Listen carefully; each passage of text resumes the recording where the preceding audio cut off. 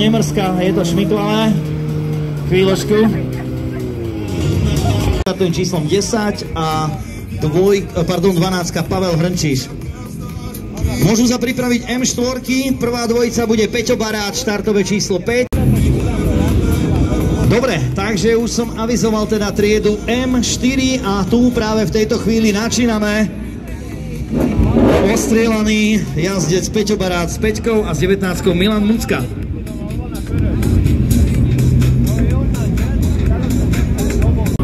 A to bude zároveň hneď aj finálová jazda, pretože v M5-kách máme žiaľ len dvoch borcov.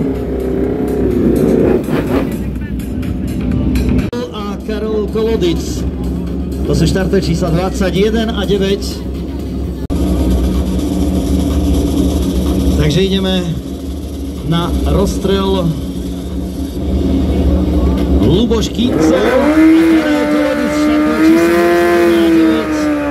A toto je posledná dvojica z triedy M4. Následne ideme na finálovú jazdu M5-iek, kde sa stretnú rakúsky Peter Seebacher na Bavoráku. No a momentálne teda zahrievanie kráľovskej triedy M5. Momentálne sa rozhoduje o víťazovi triedy avizovanej M5-ky. Ešte raz teda menovite Rakúsko Peter Seebacher a Miloš Zerbekby. Teda nie, ešte je tu aj Lea. Dobre, takže momentálne ešte raz vyraďovačka, čo sa týka triedy M1. Ide sa rozhodnúť medzi druhým.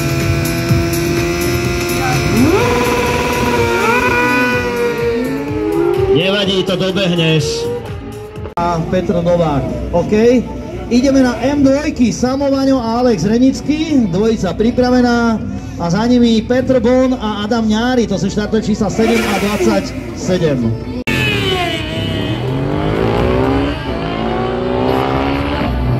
A s desinou Radovan Máčaj.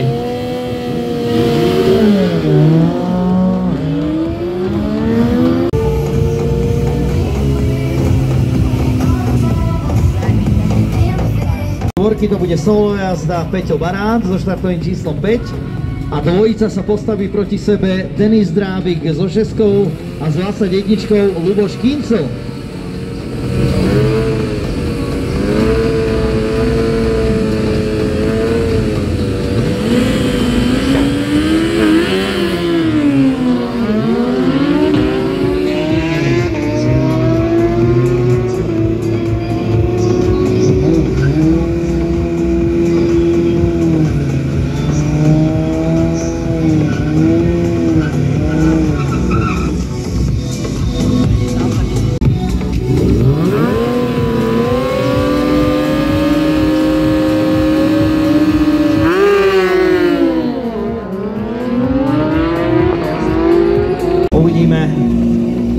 Lubošovi bude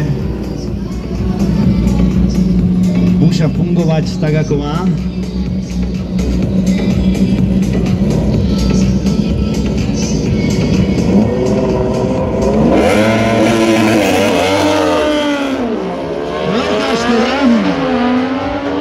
Štartové číslo 7.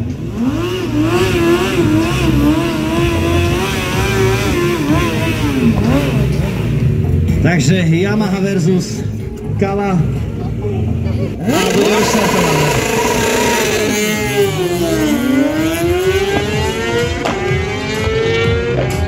Niekto zaváhal. Takisto môžete byť už diskvalifikovaní, takže skutočne na tieto veci treba dať pozor. Dobre, ideme na finálovú jazdu triedy M2.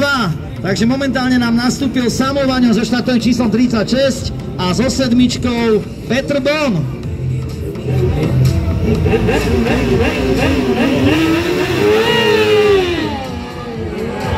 Krásne si to ustál, klobúk dole.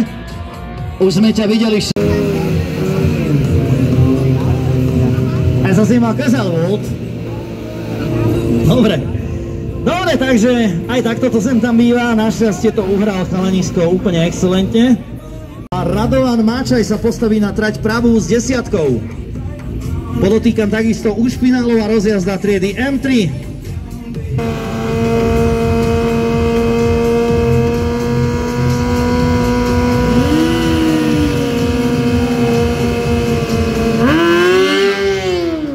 Veľmi pekná reakcia 0.13.